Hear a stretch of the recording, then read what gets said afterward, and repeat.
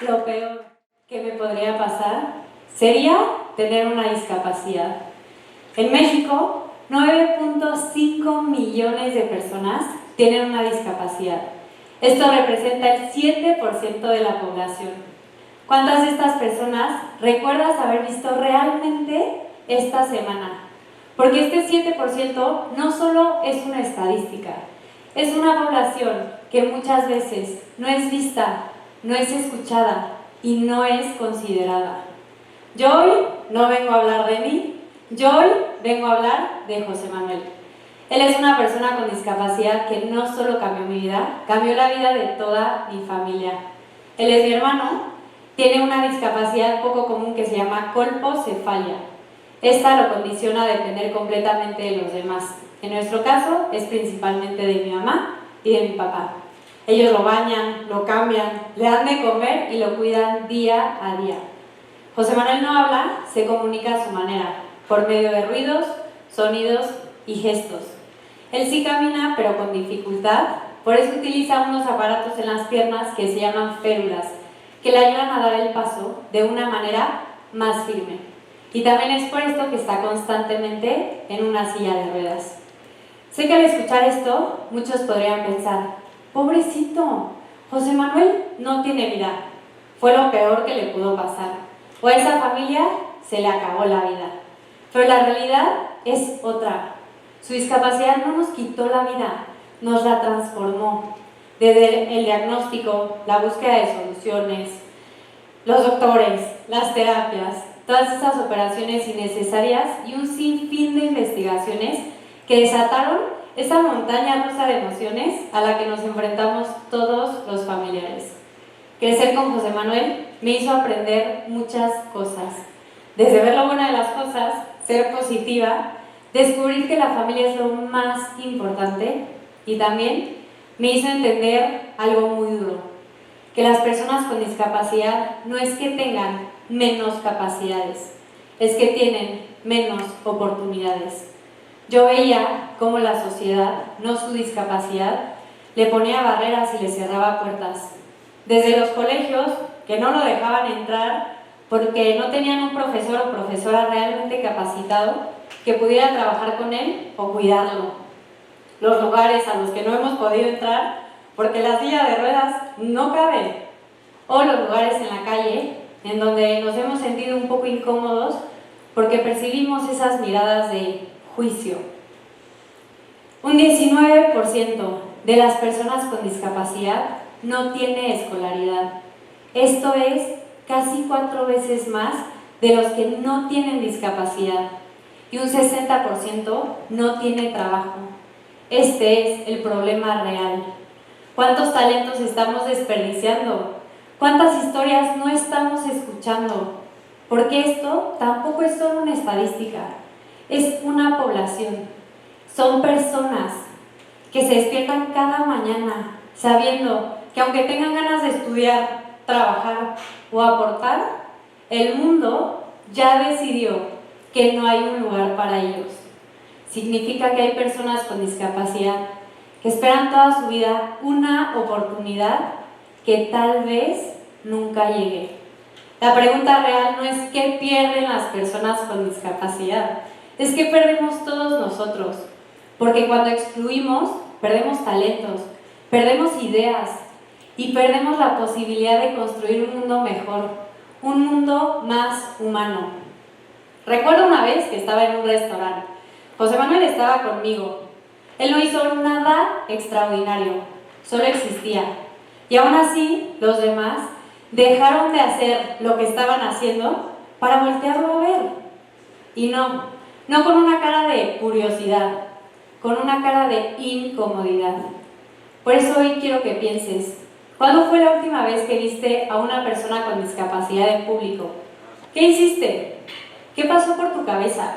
¿Te acercaste? ¿Te alejaste? ¿Te pusiste nervioso? ¿No supiste qué hacer? ¿Le sonreíste? ¿Qué pasó? Yo por mucho tiempo pensé que la inclusión era trabajo del gobierno, de las escuelas o de las instituciones, pero aprendí que la inclusión empieza en uno mismo. Todos podemos hacer algo, Porque ¿cuántas veces hemos excluido sin darnos cuenta solo porque no sabemos qué hacer? Y ahí está el tema, no sabemos qué hacer porque nadie nos enseñó. Por eso hoy te quiero dar 5 maneras simples que todos podemos aplicar en nuestro día a día para poder hacer este cambio. Porque todas estas barreras que ya platicamos están para romperse. Lo primero, mira antes de ignorar. Ve, saluda, reconoce, sonríe, porque la exclusión a veces empieza cuando volteamos la cara. No sabemos qué hacer, no sabemos qué decir, entonces nos alejamos. Tranquilos, hasta a mí me ha pasado.